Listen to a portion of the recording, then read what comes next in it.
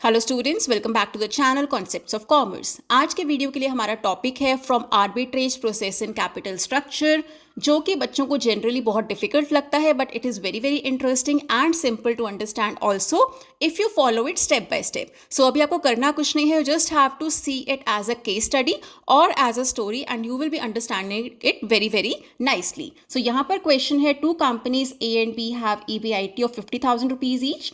A is a levered firm having a debt of rupees 1,20,000 at 5% interest. सबसे पहले levered firm क्या होती है? वो कंपनी जो अपने कैपिटल स्ट्रक्चर में डेट को यूज करती है, that is known as a levered firm. So cost of equity for A is 12% and for B is 11%. Firm B is unlevered. Unlevered firm क्या होती है? The company which is not using any debt in the capital structure, या फिर simple शब्दों में कहें which is an all equity firm. Show the arbitrage process. First of all, I have written all the information जो भी हमें यहाँ से मिली है. Here EBIT दोनों कंपनीज के लिए है 50,000 रुपये. डेट B के पास नहीं है, A के लिए है 1,20,000. कॉस्ट ऑफ डेट 5% है कंपनी A के लिए, nothing for company B. Cost of equity 12% for A and 11% for B. Now let's see how arbitrage process works. पहले सिंपली कैलकुलेशन देखेंगे, then will come to the analysis कि arbitrage process में हमें क्या analyse करना होता है and what conclusion it gives us. So सबसे पहले बात करते हैं फर्म ए की. फर्म ए की आपको सबसे पहले कैलकुलेट करनी है इक्विटी की value which is given here as S is equal to equity की वैल्यू. आप कैसे फाइंड आउट करते हैं? EBIT ले लीजिए minus interest that you have to pay to the debenture holders. वो पैसा बचता है आपके पास जो इक्विटी के लिए है, divided with cost of equity and you will get the value of shares. यहाँ पर सॉल्व करके देखते हैं. EBIT हमारे पास है 50,000 रुपये, माइनस इंटरेस्ट आप पे करते हैं 1,20,000 रुपये के डिबेंचर्स हैं, 5% के हिसाब से इंटरेस्ट आपका बनता है 6,000 रुपये. दैट मीन्स इक्विटी के लिए पैसा बचता है 44,000 rupees, divided with cost of equity जो कि गिवन है 12%, दैट इज 0.12. सो इक्विटी की वैल्यू आती है 3,66,667 rupees. Now coming to how to calculate value of the firm.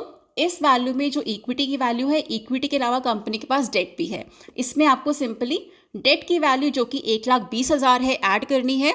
So 3,66,667 plus 1,20,000 is 4,86,667 rupees. अब आर्बिट्रेज प्रोसेस में हमें क्या करना है? फॉर एग्जाम्पल मिस्टर एक्स हैं. Mister X will sell 10% shares in company A. ऐसा क्यों वो कर रहे हैं? Now I will tell you the reason. ऐसा क्यों किया जाता है? Because it is believe that people, investors, prefer to have individual or we can say personal debenture, personal loan instead of being with a company जहाँ पर loan होता है. So they prefer personal leverage instead of corporate leverage. So जब तक दोनों companies में equilibrium नहीं आ जाता, तब तक what will happen? Investors will keep on moving from company A to company B. तब तक ये आर्बिट्रेज प्रोसेस चलता है जब तक the equilibrium is not attend between the firms. People, that is investors, will keep on moving from company A to company B. Now let's see what happens when they move. So arbitrage process में investor x जो है वो अपने 10% share cell करते हैं firm ए के पास. अब firm ए के टोटल शेयर्स कितने हैं? 3,66,667. उसका 10% बनता है मिस्टर एक्स का, जो कि होता है 36,667. Plus he will prefer to take personal leverage instead of having corporate leverage. और पर्सनल लीवरेज वो कितना लेंगे? जितनी हिस्सेदारी उनकी कंपनी में थी लोन की. लोन कंपनी के ऊपर कितना था? 1,20,000 रुपये का. मिस्टर एक्स कितने परसेंट के हिस्सेदार थे? 10% के. दैट मीन्स उनके हिस्से का लोन था 12,000 रुपये.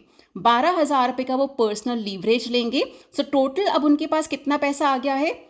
36,667, क्योंकि उन्होंने अपने शेयर्स बेच दिए कंपनी में, प्लस 12,000 रुपये का उन्होंने लोन ले लिया. Now the money he is having for investment is 48,667 rupees. अब वो क्या करते हैं? इस पैसे का कितना पैसा उनके पास आ गया? 48,667 rupees. Now he wants to buy 10% shares in company B. So उन्होंने 10% शेयर्स लेने हैं कंपनी बी के। टोटल जो शेयर्स हैं कंपनी बी के, उनकी वैल्यू कितनी है? 50,000 रुपये EBIT है, divided with cost of equity that is 11%। That means company के पास जो टोटल शेयर्स हैं दैट इज 454545। That means 4,54,545। तो कंपनी के शेयर्स की वैल्यू इतनी है। इसका 10% अब मिस्टर एक्स को खरीदना है क्योंकि उन्हें उतने ही शेयर्स रखने हैं जितने उनके पास पहले थे। That means 10%। 10% उनके पास आ जाएंगे 45,454 के, बट उनके पास पैसा कितना है? 48,667। दैट मीन्स पहले भी उनके पास 10% शेयर्स थे कंपनी ए के, अब वो खरीद रहे हैं 10% शेयर्स कंपनी बी में, लेकिन still he is left with this surplus money. उनके पास 3,213 रुपये बच गए हैं। अब क्या फर्क पड़ता है उनके रिटर्न में? Return due to arbitrage process. अब ये कंपनी उनको कितना रिटर्न देती है? 50,000 कंपनी की EBIT है और कंपनी बी को कोई भी डेट पर इंटरेस्ट पे नहीं करना है, तो सारा का सारा पैसा जो है वो शेयर होल्डर्स का है। मिस्टर एक्स का कितने परसेंट की हिस्सेदारी है? 10% की। 10% ऑफ 50,000 इज 5,000 रुपीज़। अब लेकिन मिस्टर एक्स ने लोन भी लिया है, पर्सनल लोन लिया है। कितने का लिया है? 12,000 रुपये का। डेट का परसेंटेज सेम रहेगा 5%, जो कि कंपनी ए फॉलो कर रही है। सो 5% के हिसाब से 12,000 पर कितना डेट देना पड़ेगा? इंटरेस्ट देना पड़ेगा डेट पर 600 रुपये।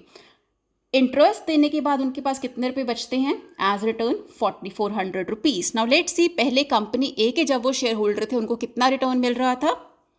EBIT माइनस इंटरेस्ट, 50,000 EBIT था कंपनी का, 6,000 रुपये कंपनी इंटरेस्ट पे करती थी। उसका 10%, बचे हुए का 10% कंपनी मिस्टर एक्स को देती थी, जो कि था 4,400 rupees. That means company shift करने के बाद mister x is having surplus cash, but उनका जो रिटर्न था वो कम नहीं हुआ है। Right, so that is what happens in arbitrage process. Investors keep on moving from levered firm to unlevered firm until the equilibrium is achieved. This process keeps on being continued. अब यहाँ पर एक second case भी हो सकता था। यहाँ पर मिस्टर एक्स ने क्या किया?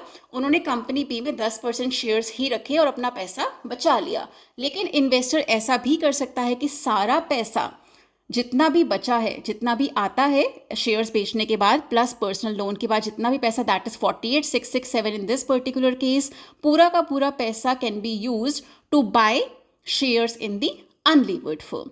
ऐसा करने से क्या होगा? सरप्लस कैश तो नहीं बचेगा, but return will increase. So दोनों में से एक चीज होगी, either the investor will have surplus या फिर उनका रिटर्न बढ़ जाएगा। So this is known as arbitrage process. You can use it with different numbers, imaginary figures, and you will see the same thing happening here, provided you comply to all the given conditions. That was all for today. I hope you found this video useful. Like, share, and comment. If you have any problem regarding this topic, you can write in the comment section. Do subscribe to the channel as well.